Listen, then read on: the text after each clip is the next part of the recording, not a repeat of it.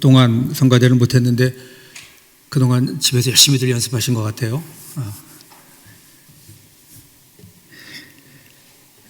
프랑스의 수도자였던 그 샤를르 느코프라는 분이 있어요. 그분이 사라의 불꽃이라는 책을 썼는데 그 책에서 이 시대 그리스도인들을 향해서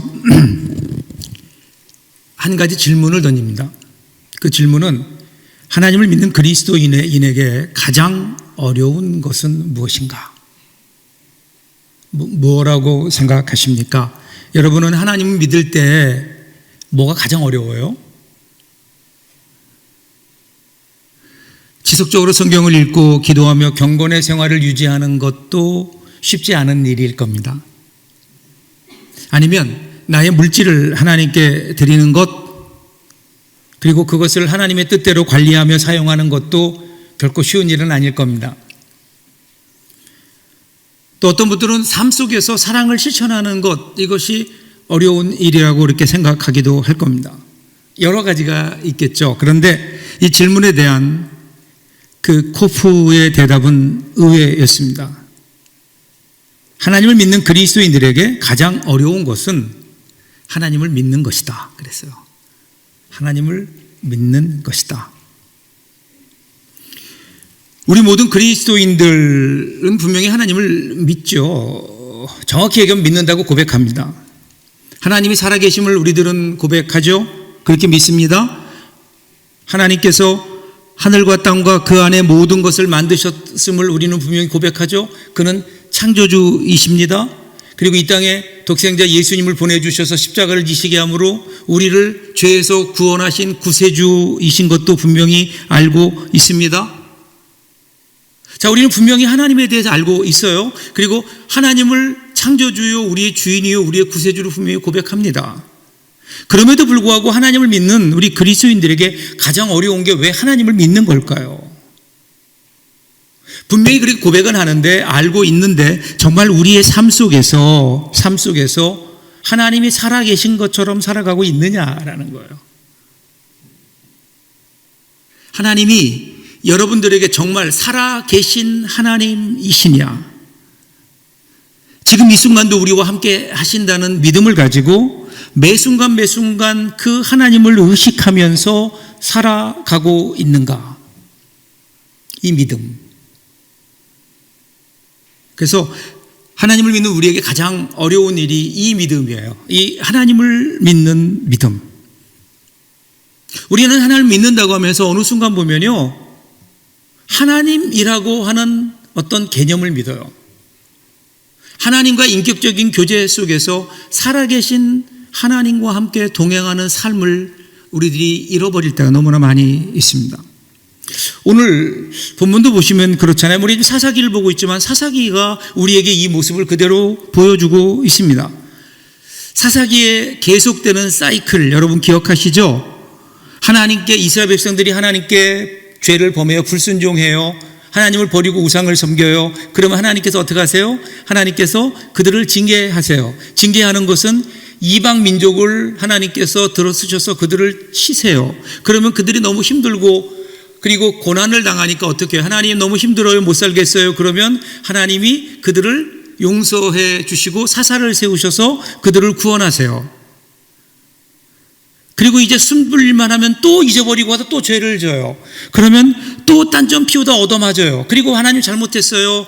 천부여 의지없어서 손들고 옵니다. 오면 하나님이 또 그들을 용서해 주고 새로운 기회를 주세요. 이것이 반복되는 거예요. 그런데 여러분, 이러한 모습이 과연 정말 하나님을 믿는 모습일까? 살아계신 하나님을 믿고 있을까? 그리고 더 무서운 것은 오늘 혹시 이 모습이 오늘 우리들의 모습은 아닐까? 오늘 본문도 보세요. 오늘 11장부터 읽었는데요. 사실은 오늘 본문이 시작되는 것은 10장 6절부터예요. 6절부터 보시면 이렇게 시작돼요. 이스라엘 자손이 다시 여호와의 목전에 악을 행하여 바알들과 아스타롯과 아람의 신들과 시돈의 신들과 모압의 신들과 암몬 자손의 신들과 블레셋 사람들의 신들을 섬기고 여호와를 버리고 그를 섬기지 아니함으로 이렇게 나와요. 그러니까 이스라엘이 다시 하나님 앞에 악을 행했어요. 그 악을 행한 것은 뭐냐면요, 하나님을 버리고 그를 섬기지 않은 거예요. 하나님을 버렸어요. 그리고 다른 신들을 섬겨요. 그러니까 하나님이 진노하십니다. 그래서 이번에는 하나님께서 이스라엘을 암몬 사람들에게 넘기세요. 8절 보세요. 그해 그들이 요단강 저쪽 길르앗에 있는 아모리 족속의 땅에 있는 모든 이스라엘 자손을 쳤으며 18해 동안 억압하였더라. 이 암몬 사람들은요, 요단강을 중심으로 해서 이스라엘은 서쪽에 있는데 그들은 동쪽 편에 있어요. 동쪽. 그 동쪽 편에 있던 그 모압 사람들을 하나님께서 그들을 들어쓰셔서 이스라엘을 치니까 이제 그들이 요단 동편부터 공격을 해오는 거예요. 그러면 요단 동편, 이스라엘의 영토 가운데 가장 오른쪽, 원래는 요단강 서편에 있어야 되는데 요단강 동편에 있는 지역이 있어요. 그 지역이 길르앗이에요. 그 길르앗이라고 하는 것은요, 모세가 이스라엘 백성들을 데리고 가나안 땅에 들어올 때에, 그때에 요단강 동편을 므낫세 반지파, 르우벤 그리고 갓 지파에게 나누어 줘요. 그곳이 목축하기에 편하기 때문에 우리들은 그냥 여기 있겠습니다. 그래서 이 두 지파 반에게 그 땅을 나누어 줬는데 그 땅이 길르앗인 거예요. 그래서 이 길르앗이라고 하는 지역은 이스라엘의 가장 동쪽에 위치하고 있어요. 그런데 이 암몬은 동쪽에 있거든요. 그래서 동쪽에서 쳐들어오다 보니까 제일 먼저 억압을 당하는 곳이 길르앗인 거예요. 길르앗. 그들이 심히 고난을 당했다. 고난을 당하니까 어떻게 할까요? 이미 다 알고 있잖아요. 이스라엘 백성들도 이쯤 되면 다 알 거예요. 벌써 대여섯 번 반복됐거든요. 그러니까 또 하나님이 우리에게 고난을 주시는구나. 그럼 그 다음 어떻게 해야 될까요? 하나님께 부르짖어야죠. 하나님 잘못했습니다. 하나님 우리를 용서해 주세요. 우리가 하나님을 배반했습니다. 잘못했어요. 그래요. 우리 하나님을 버리고 바알들을 섬겼습니다. 그래서 우리가 주께 범죄했습니다. 하나님 용서해 주세요. 그러면 지금까지는 하나님께서 이러한 이스라엘 백성들의 부르짖음을 들으시고 어떻게 하셨어요? 그들을 구원하셨어요. 용서하시고 구원하셨어요. 그런데 이번엔 달라요. 10장 14절 보세요. 너희가 나를 버리고 다른 신들을 섬기니 그러므로 내가 다시는 너희를 구원하지 아니하리라. 가서 너희가 택한 신들에게 부르짖어 너희의 환난 때에 그들이 너희를 구원하게 하라 하신지라. 13절 14절 같이 읽었거든요. 그럼 지금까지요, 하나님은 계속해서 이스라엘 백성들을 구원하셨어요. 그들이 아무리 잘못해도, 그들이 몇 번을 잘못해도 하나님이 그들을 용서하셨어요. 그들이 잘못했습니다. 그러면 용서해 주셨다고요. 그런데 이번에는 아니에요. 이번에는 하나님께서 그들을 용서하지 않으시겠다는 거예요. 지금 하나님의 말씀은 뭘까요?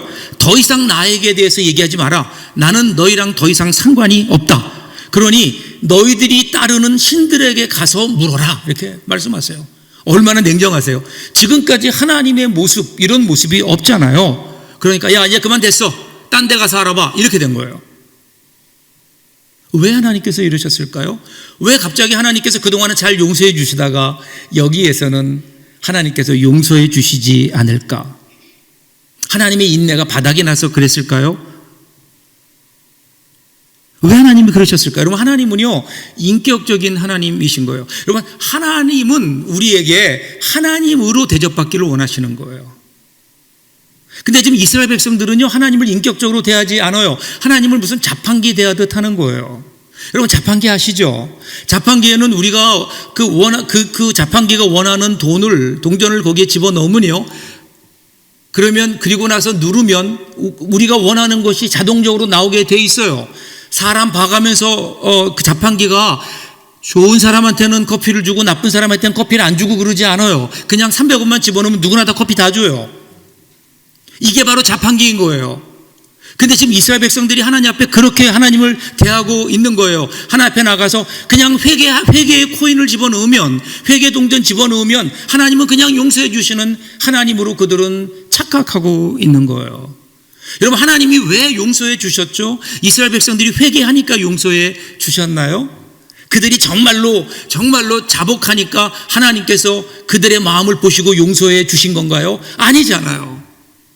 그들이 온전하게 하나님 앞에 회개하지 않았어도 하나님의 자비하심으로, 하나님의 사랑하심으로 이스라엘 백성을 용서해 주신 거라고요. 하나님의 사랑이 그들의 죄를 그냥 덮어 주신 거라고요. 그러면 여러분 잊지 마세요. 사도 바울의 고백처럼 우리가 아직 죄인 되었을 때에 그리스도께서 우리를 위하여 죽으심으로 우리에 대한 하나님의 사랑을 확증하셨느니라.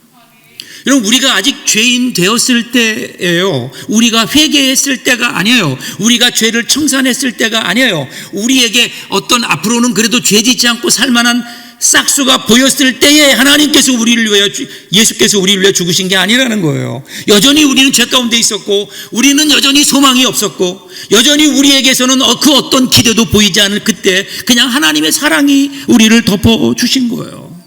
지금까지도 이스라엘 백성들 하나님이 모르실까요? 저 사람, 그 이스라엘 백성들이 거짓으로 고백하는 것, 그냥 그 순간만 모면해 보려고 하나님께 나와서 하나님 잘못했습니다라고 우는 것을 몰랐을까요? 하나님은 아셨어요. 그럼에도 불구하고 그들을 용서해 주셨다고요. 그런데 이제는 도를 넘은 거예요. 그들이 이제는 그 하나님의 사랑을 악용해요. 하나님을 마치 무슨 자판기처럼 이용해서 내가 회개하면 용서하실 수밖에 없는 하나님, 과연 그런 하나님인가요? 이런 하나님 마음을 모르고 이번에도 하나님은 당연히 용서해 주시겠지, 당연히 없어요. 사랑하는 여러분, 우리가요 하나님을 하나님으로 대접하지 않을 때 하나님은 우리에게 정말 낯선 하나님으로 나타나세요. 낯선 하나님으로 나타나시면 우리 인생 불행해지는 거예요. 자, 이제 하나님께서 거부하셨어요. 나 너희들 상관 안 해. 그죠? 그러면 어떻게 해야 될까요? 이스라엘 백성들이. 여러분 같으면 어떻게 하시겠어요? 내가 하나님께 회개했어요. 그런데 하나님이 나 네 회개 못 받아. 그러면 어떻게 해야 되겠어요? 뭘 어떻게 해요? 더 엎드려야죠. 이제 진짜 정말 급해졌잖아요. 그러니까 이제도 하나님 앞에 엎드려서 하나님 정말 잘못했습니다. 하나님 앞에 엎드려야 되는데 이 사람들 지금 뭐 하는 줄 아세요? 17절 18절 보세요. 그때에 암몬 자손이 모여서 길르앗에 진을 쳤으므로 이스라엘 자손도 모여서 미스바에 진을 치고 길르앗 백성과 방백들이 서로 이르되 누가 먼저 나가서 암몬 자손과 싸움을 시작하랴 그가 길르앗 모든 주민의 머리가 되리라 하니라. 자, 이제 암몬이 쳐들어와요. 전쟁이에요. 그럼 어떻게 해야 될까요? 이전 같으면 하나님 앞에 제사 드렸겠죠? 하나님의 뜻을 물었겠죠? 하나님 어떻게 해야 될까요? 누가 먼저 나갈까요? 사사기 1장을 보면 그러잖아요. 그들이 자, 하나님 이제 누가 먼저 나가야 될까요? 하나님께 물었잖아요. 하나님께. 누가 선봉 서야 됩니까? 어떻게 이 싸움을 해야 됩니까? 하나님께 물었던 이스라엘 백성들이 이제는요 그 하나님을 잊어버린 거예요. 그리고 자기들끼리 모여요. 자기들끼리 모여서 야, 누가 먼저 선봉에 서겠느냐? 누구든지 나가서 지금 여기 있는 암몬 사람들과 싸워서 이기면 그 사람이 우리의 머리가 될 거다. 그 사람이 우리의 통치자가 될 거다. 지금 사사를 구원할 사사를 그들 스스로 세우고 있는 거예요. 여러분, 지금까지 우리가 사사기를 보아오면서 여러 명의 사사가 등장했지만 그 사사들 가운데 하나님이 아닌 백성들이 세운 사사가 있던가요? 아니잖아요. 이스라엘 백성들은 그저 하나님께 부르짖었을 뿐이고 하나님께서 사사를 세우셔서 이스라엘 백성을 구원하셨잖아요.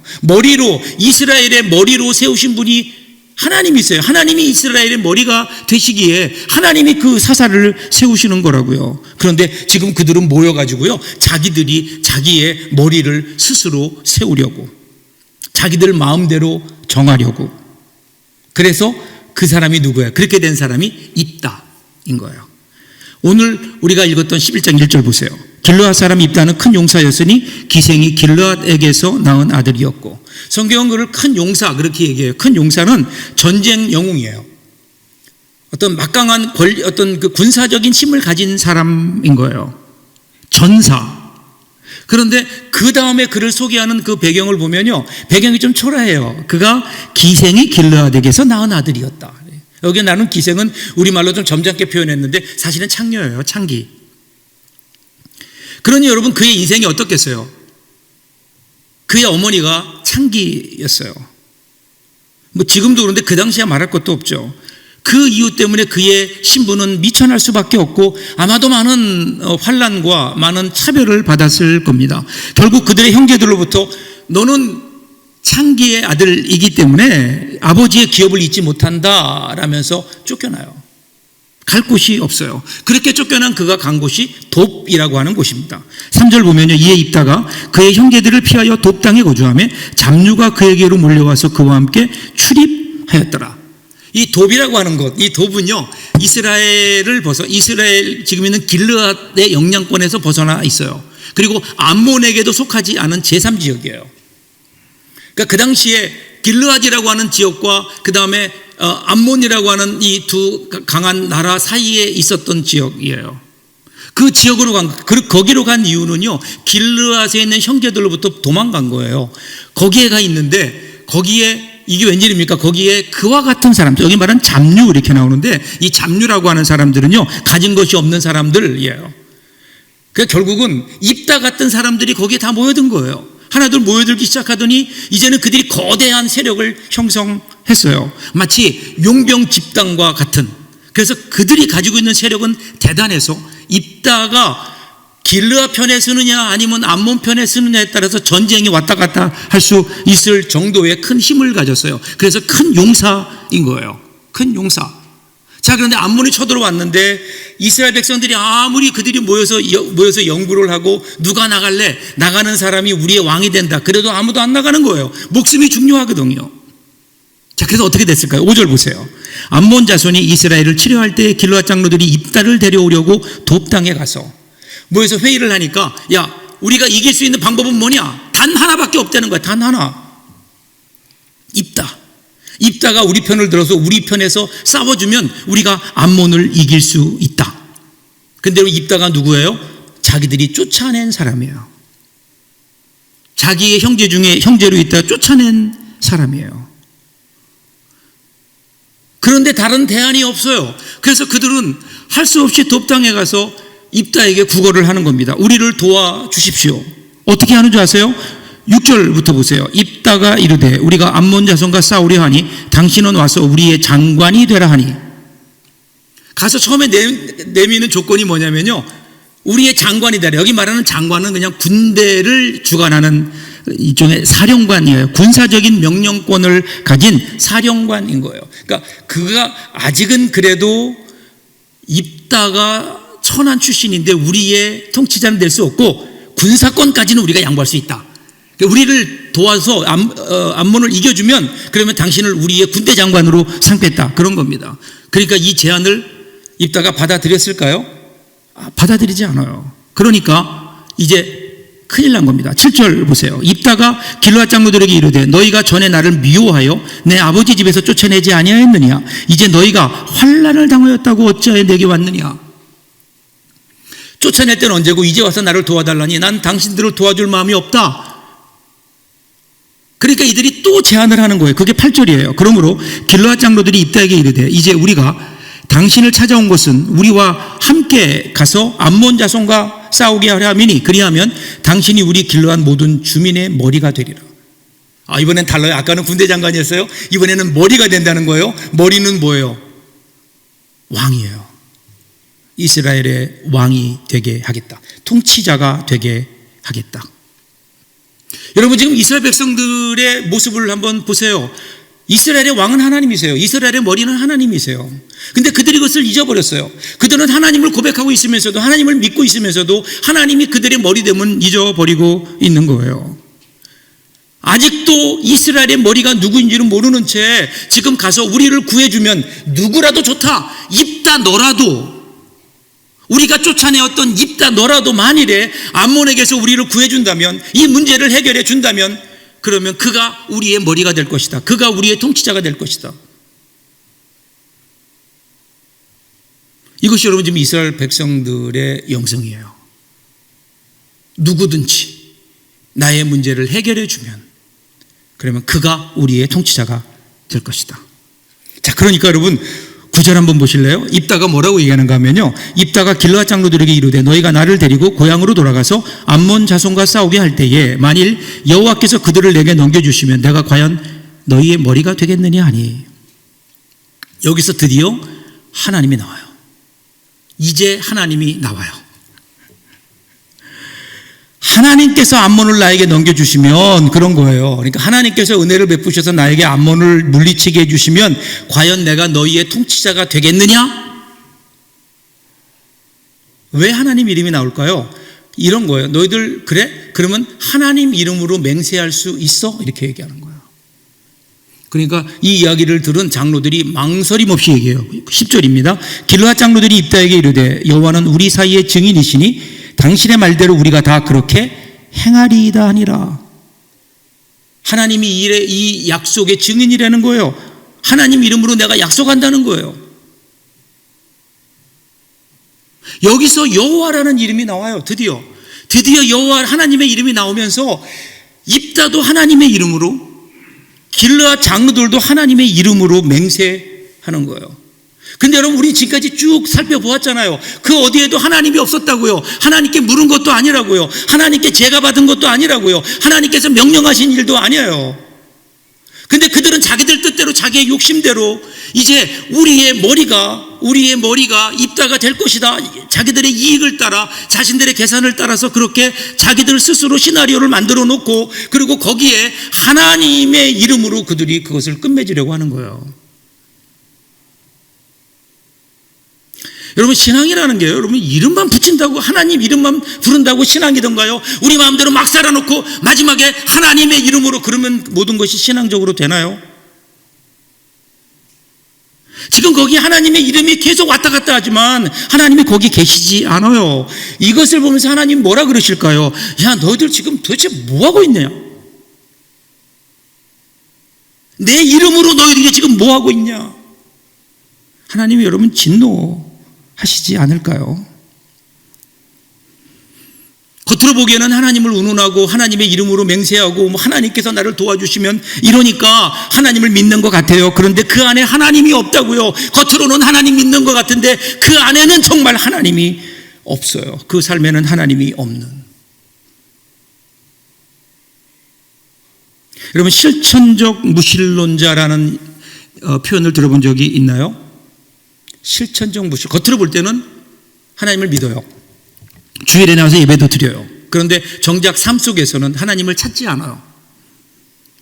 거의 모든 삶 속에서 하나님은 잊어버리고 삽니다.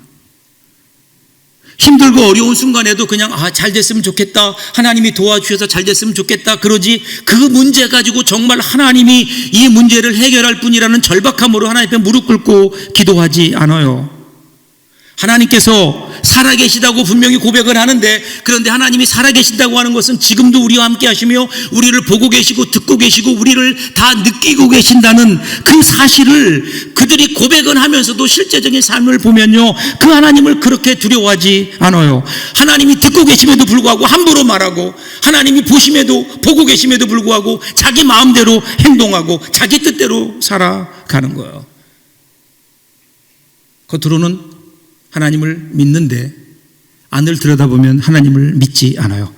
실천적 무신론자들입니다. 사랑하는 여러분, 제가 설교 도입에서 소개했었던 코프의 고백, 하나님을 믿는 그리스도인들에게 가장 어려운 게 뭐라고요? 하나님을 믿는 거예요. 좀 믿는 것처럼 믿어야 되지 않을까요?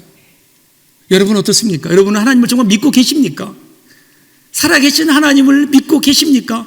바꿔 얘기하면 여러분 삶 속에서 정말 하나님이 살아계신 것처럼 그렇게 우리가 살아가고 있느냐라는 거예요.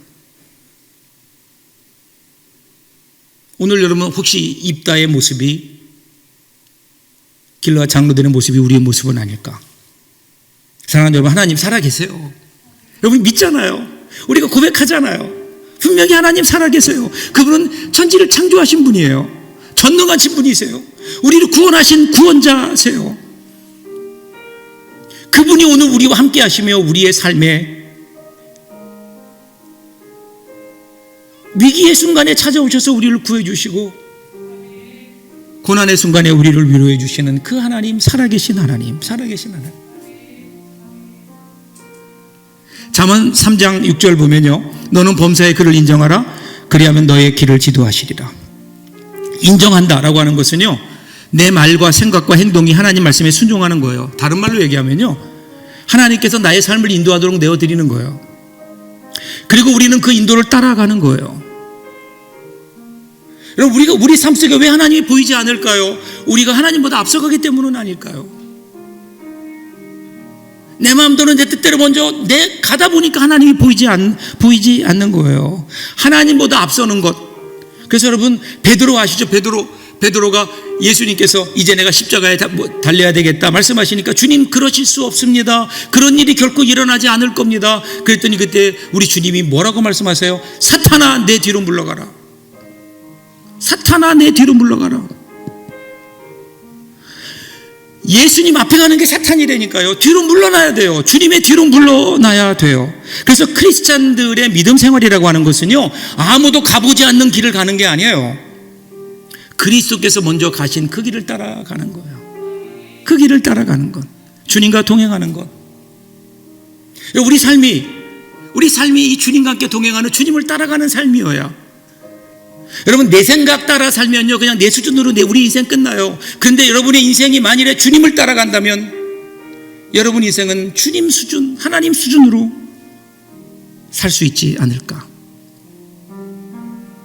우리의 삶 살다 보면 어려운 일도 있을 거예요. 사망이 없지만 골짜기도 있을 거예요. 그럼에도 불구하고 우리가 그 가운데 두려워하지 않을 것은 주께서 나와 함께 하심이라. 이것이 여러분 하나님이 살아계신 것처럼 살아가는 것 아닐까요? 사망이 없지만 골짜기에 있다고 다 죽을 상하고 사는 것 아니라, 그곳에서도 나와 함께 하시는 하나님을 발견하며,